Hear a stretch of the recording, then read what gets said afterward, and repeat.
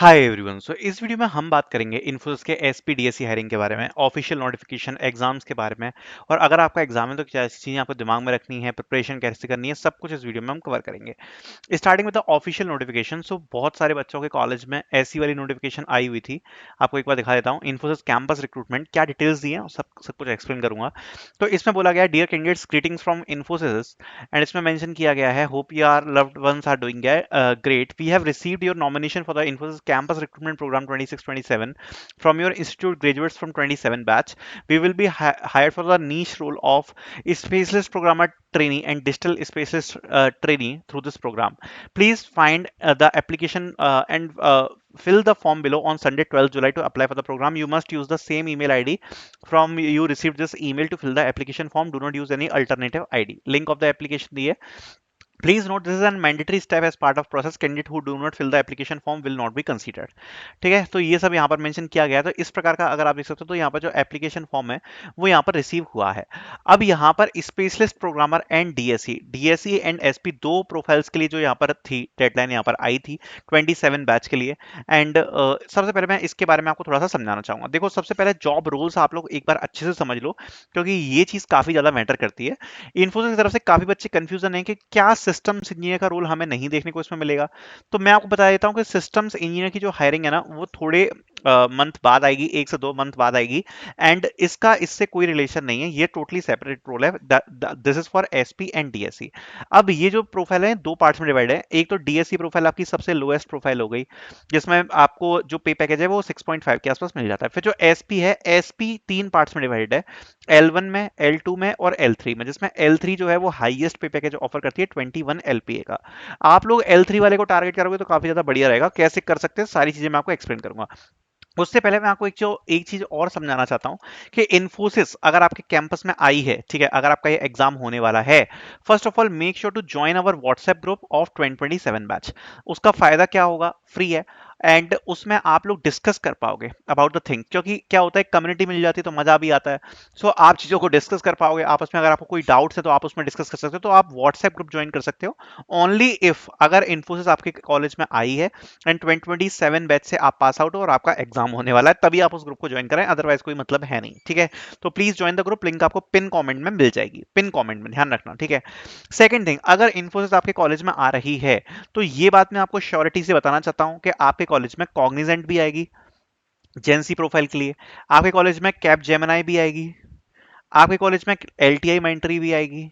ठीक है, और आपके कॉलेज में मल्टीपल और भी कंपनीज आएंगी, बहुत सारी कंपनीज आएंगी। तो उसके लिए प्रिपरेशन जरूर स्टार्ट कर देना, बहुत ज्यादा इंपॉर्टेंट है। कैसे स्टार्ट करोगे? देखो, प्रिपरेशन करने के लिए 1 से 2 महीने का वक्त लगता है और बहुत सारे बच्चे अभी अनप्रिपेयर्ड है, अच्छे से प्रिपरेशन उन्होंने स्टार्ट भी नहीं करी है। इसलिए मैं आपको बोल रहा हूँ अभी से आप वक्त ले लो, क्योंकि आपको बिल्कुल टाइम नहीं मिलेगा। 2-2, 3-3 दिन के अंतर पे आपके पेपर्स होंगे, 3 दिन, 4 दिन, 5 दिन के पेपर पे आपके अंतर होंगे।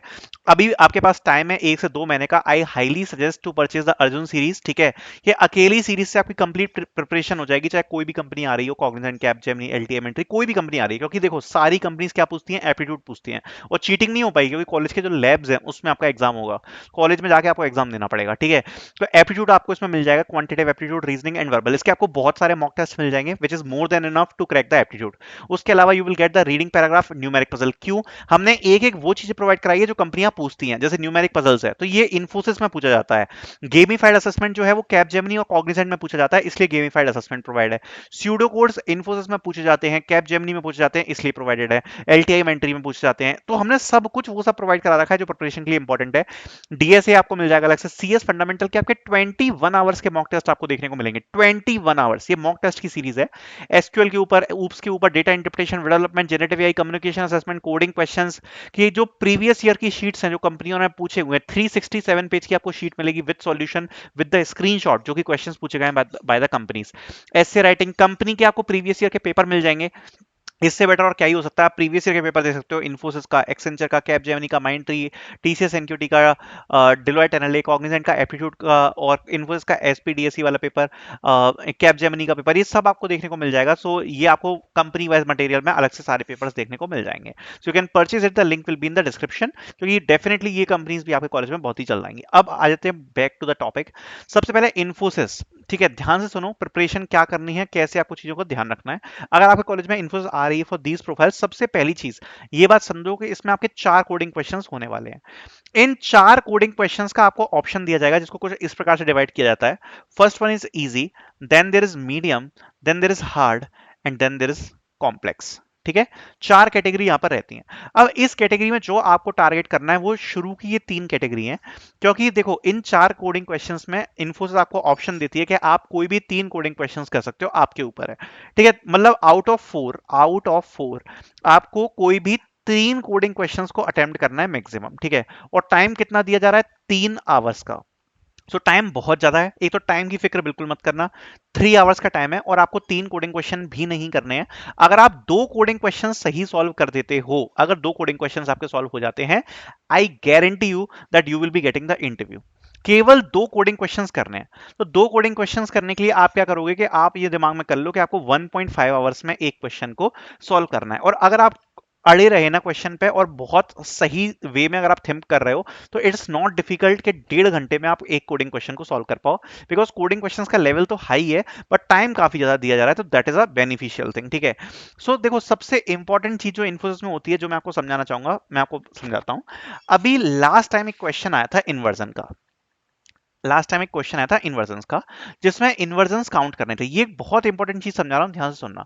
जिसमें क्या करने थे, इन्वर्जन्स काउंट करने थे। अब बच्चों ने क्या किया कि उसका कोड लिख दिया। अब कोड लिखने के बाद जब उन्होंने कोड को रन किया, सो ओनली 1 और 2 test cases were passing. Okay, तो ये इशू आया, क्यों आया? क्योंकि जो इन्फोसिस का एसपीडीएसई वाला एग्जाम है ना, इस एग्जाम में जो सबसे ज्यादा इंपॉर्टेंट है, that is constraints. Okay, constraints.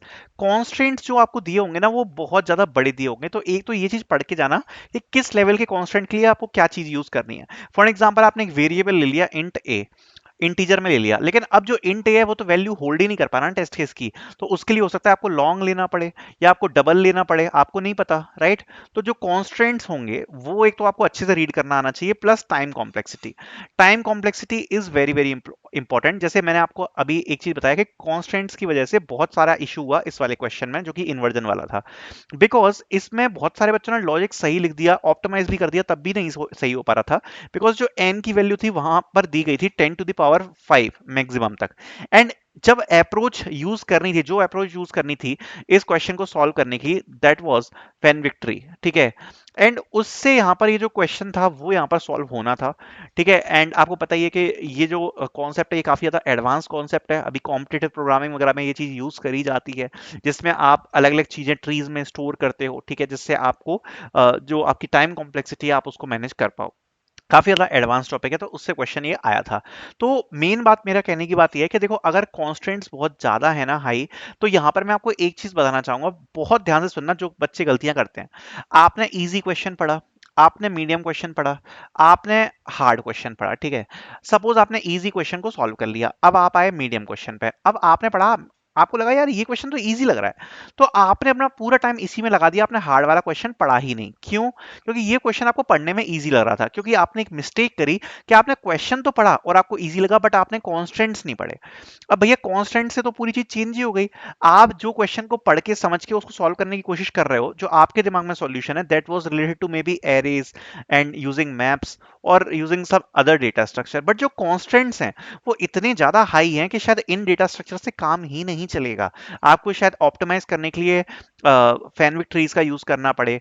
ठीक है, या फिर आपको ऑप्टिमाइज करने के लिए बहुत हार्ड बिट मास्किंग का यूज करना पड़े। ठीक है, बिट मास्किंग से आपको डीपी का यूज करना पड़े, बहुत चीजें हो सकती हैं। ठीक है, सो इसके लिए आपको क्या करना है, कॉन्स्टेंट्स अच्छे से पढ़ना है, क्योंकि हो सकता है एक बार आप कॉन्स्टेंट्स पढ़ो, आपको आइडिया लग जाए कि भाई ये क्वेश्चन शायद नहीं हो पाएगा, तो आप डायरेक्टली जंप ऑन हार्ड। भले ही हार्ड क्वेश्चन हार्ड हो, बट उसके कॉन्स्टेंट्स ऐसे हो कि आपको लगे कि हाँ, इसका जो ऑप्टिमाइजेशन है उस पर मैं पहुंच सकता हूं, इसका सॉल्यूशन मैं कर सकता हूं। तो ये चीज इंपॉर्टेंट है। कई बार बच्चे क्वेश्चन पढ़ते हैं, उनको लगता है कि इजी है, बट कॉन्स्टेंट्स के चक्कर में कोई भी टेस्ट केस उसमें पास नहीं होता है। तो दैट इज वेरी इंपॉर्टेंट कि आप कॉन्स्टेंट्स को पढ़ें। एंड एक बात ध्यान रखना कि अगर कोई क्वेश्चन आपको बिल्कुल डायरेक्ट देखने को मिल रहा है ना, सो हमेशा से आपको एक चीज एडवाइस करूंगा, कभी भी क्वेश्चन आपका डायरेक्ट नहीं होगा। फॉर एग्जाम्पल, अगर फॉर एग्जांपल आपके दिमाग में आ रहा है कि यार इस क्वेश्चन में मैं सर्चिंग यूज करके शायद कर सकता हूँ, सो वो सर्चिंग डायरेक्ट नहीं होगी, फिर हमेशा वो ऑप्टिमाइजेशन में होगी, बाइनरी सर्चिंग में होगी, ठीक है। या फिर अगर आप सोच रहे हो कि नहीं इसमें मैं रिकर्सिव सॉल्यूशन इंप्लीमेंट कर सकता हूँ, शायद रिकर्जन से मेरा आंसर आ जाए, तो वो हमेशा डीपी की तरफ ही जाएगा। मतलब इन्फोसिस में जो क्वेश्चंस आते हैं ना, स्ट्रिक्ट बहुत ज्यादा स्ट्रिक्ट किसके साथ आते हैं, कॉन्स्टेंट्स के साथ आते हैं। जो टाइम कॉम्प्लेक्सिटी है वो बहुत ज्यादा ऑप्टिमाइज होनी चाहिए, ये बात हमेशा ध्यान में रखना। तो हमेशा से जब भी कोड करोगे तो हमेशा से एक चीज दिमाग में रखना कि आपको ऑप्टिमाइज कोड रखना है। काफी बच्चे क्या करते हैं, ब्रूट फोर्स स्टार्टिंग में लिख देते हैं, फिर उसमें दिमाग लगाते रहते हैं कि भाई इसको कैसे क्या करें, चेंज करें। पहले अच्छे से ट्राई करना कि भाई उसका जो ऑप्टिमाइज सॉल्यूशन है उसी के डायरेक्शन में आप जाओ, ऑप्टिमाइज सॉल्यूशन की तरफ ही जाओ, ठीक है। तो ये बात ध्यान रखना। प्लस सेकंड बात ये है कि जब भी क्वेश्चन आपके सामने आता है, सपोज एक्स वाई जेड ये आपका क्वेश्चन लिखा हुआ है, नीचे इसके दिए हुए हैं, क्या दिए हुए हैं, कांस्टेंट्स, ठीक है। अब कांस्टेंट्स पढ़ लिया आपने, क्वेश्चंस पढ़ लिया, उसके बाद आपको क्या करना है, सबसे पहले पूरी जो क्वेश्चन की अप्रोच है वो आपको ड्राई रन करके पहले बनानी है। डायरेक्टली कोड लिखना आपको चालू नहीं करना, पहले पूरी अप्रोच बनाओ कि भैया क्वेश्चन जैसे है, तो अगर बड़ा क्वेश्चन है तो पहले तो आप उसको 2 से 3 पार्ट्स में डिवाइड कर लो। आपको समझ में आ रहा है कि भाई ये क्वेश्चन है, सबसे पहले मेरे को लेना है इनपुट, और इनपुट को मेरे को ऑप्टिमाइज करना है। फॉर एग्जांपल अभी मैंने क्वेश्चन सॉल्व करवाया था, प्रीवियस ईयर क्वेश्चन की जो मैंने वीडियो डाली है उसमें, जिसमें मैंने मैप्स में इनपुट लिया है, ठीक है, मैप्स में इनपुट लिया। तो सबसे पहले आपको इनपुट को कैसे ऑप्टिमाइज करना है वो आपने पहले पार्ट में डिवाइड कर लिया, जिसमें आप इनपुट लोगे, इनपुट्स को ऑप्टिमाइज करोगे। सेकंड आ गया कि आपको एल्गोरिथम से पहले कुछ चीजें प्रोसेस करनी है, तो प्रोसेसिंग का आप पहले कोड लिखोगे, भाई इनपुट में कुछ चीजें प्रोसेस करनी है, तो वो प्रोसेसिंग का कोड हो गया। फिर हो गया जो एल्गोरिथम है उसका मेन कोड, ठीक है, कि क्या एल्गोरिथम है, और फिर हो गया आउटपुट। तो आप उसको पहले मल्टीपल पार्ट्स में डिवाइड करो, उतनी उतनी चीजों के बारे में सोचो कि पहले ये पार्ट कैसे होगा, ये पार्ट कैसे होगा, ये पार्ट कैसे होगा, ये पार्ट कैसे होगा, ठीक है। 3 4 पार्ट्स में डिवाइड कर लिया। उसके बाद जब 3 4 पार्ट्स आप देख लोगे तो एक हल्की हल्की अप्रोच आपके दिमाग में आ जाएगी। फिर लगाना ऑप्टिमाइजेशन कि भैया ये वाली जो प्रोसेस है इसमें कहीं मैं टाइम कॉम्प्लेक्सिटी कम कर सकता हूँ क्या, जो मेन एल्गोरिथम है उसमें मैं टाइम कॉम्प्लेक्सिटी कम कर सकता हूँ क्या, क्या पता कि मैं अगर प्रायोरिटी क्यू, मिन हीप वगैरह यूज कर लूँ, शायद मेरी टाइम कॉम्प्लेक्सिटी कम हो जाए, डीपी यूज कर लूँ। तो वो चीजें आपको पहले एक ओवरऑल आइडिया ले लेना क्वेश्चन का, आपको पहले अप्रोच समझ में आनी चाहिए। अगर इवन आप ब्रूट फोर्स से सॉल्व कर पा रहे हो तो एटलीस्ट ब्रूट फोर्स से तो आप सॉल्व कर रहे हो, बाद में आप ऑप्टिमाइज कर सकते हो, राइट। तो पहले वो अप्रोच निकालना बहुत जरूरी है कि सबसे पहले आप क्या करोगे, क्वेश्चन आपको समझ में आ गया, उसके बाद आपने उसकी अप्रोच बनाई कि किस अप्रोच से आपको सॉल्व करना है। उसके बाद उस अप्रोच पर टेस्ट केसेस रन करके देखो कि अगर मैं ये अप्रोच बना रहा हूं तो उस पर जब टेस्ट केसेस रन करूंगा तो मेरा आंसर कैसे आने वाला है, ठीक है। तो इस टाइप से आप करोगे तो आपको आइडिया लग जाएगा। बाकी डिपेंड्स अपॉन यू कि किस प्रकार से आप प्रिपरेशन करना चाहते हो। बाकी I highly recommend to go through these 2 3 things. Okay, ये मैंने ऑलरेडी एक वन शॉट वीडियो डाल दी है फॉर फ्री, तो आप देख सकते हो कि ये वन शॉट वीडियो में आपको कंप्लीट जो प्रीवियस ईयर है मतलब कंप्लीट तो नहीं बट बहुत सारे क्वेश्चन इसमें सॉल्व करवाएं, तो आपको एक अच्छा आइडिया लग जाएगा कि कैसे आपको क्वेश्चन को सॉल्व करना है, राइट। सो किस टाइप के क्वेश्चन आते हैं, कैसे सॉल्व करना है, तो अच्छा आइडिया लग जाएगा। सेकंड, ये वाली वीडियो में आपको प्रीवियस ईयर क्वेश्चन की शीट मिल जाएगी। तो ये वाली जो वीडियो मैंने डाल रखी है इसके डिस्क्रिप्शन में आपको प्रीवियस ईयर क्वेश्चन जो इन्फोसिस के हैं, एक्चुअल इन्फोसिस के प्रीवियस ईयर क्वेश्चंस हैं, उसकी यहाँ पर शीट मैंने प्रोवाइड करा रखी है विद स्क्रीनशॉट्स, जैसा कि आप देख सकते हो ये स्क्रीनशॉट लगाए हुए हैं शीट्स में। तो इससे आपको आइडिया लग जाएगा कि what kind of questions do Infosys ask, इससे आपको बहुत अच्छा आइडिया लग जाएगा so that you can practice. बाकी जब बात आती है प्रिपरेशन की, मैं आपको सीधी सीधी बात बता रहा हूँ, कुछ चीजें जो आपको बहुत ज्यादा प्रायोरिटी पर रखनी है, ठीक है। You need to always start, देखो जो इजी बेस्ड क्वेश्चन है ना, वो इजी बेस्ड क्वेश्चन काफी बार एल्गोरिथमिक होता है।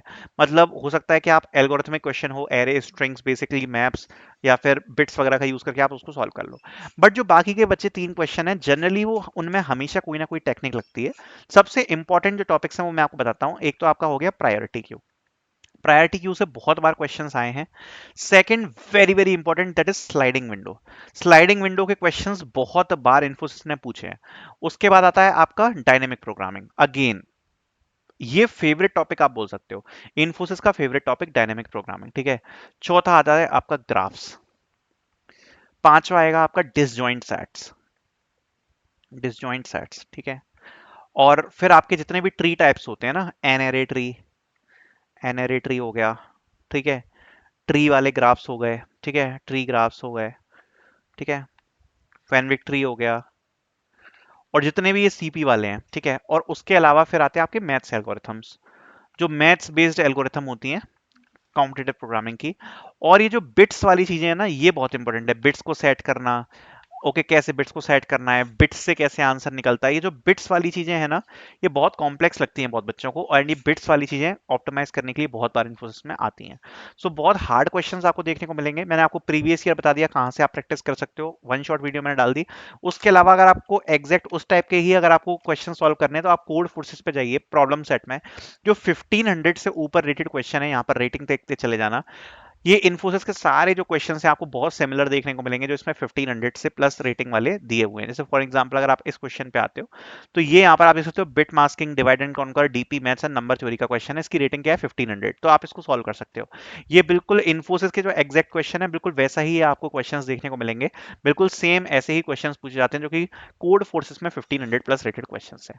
आई होप इससे आपको एक आइडिया लगा होगा कि what you need to do, previous year कहाँ से मिलेंगे और शीट कहाँ से मिलेगी, क्वेश्चन प्रैक्टिस करने के लिए कहाँ से मिलेंगे, सब कुछ प्रोवाइड करा दिया इस वीडियो में। I hope you guys like this video. Thank you so much for watching.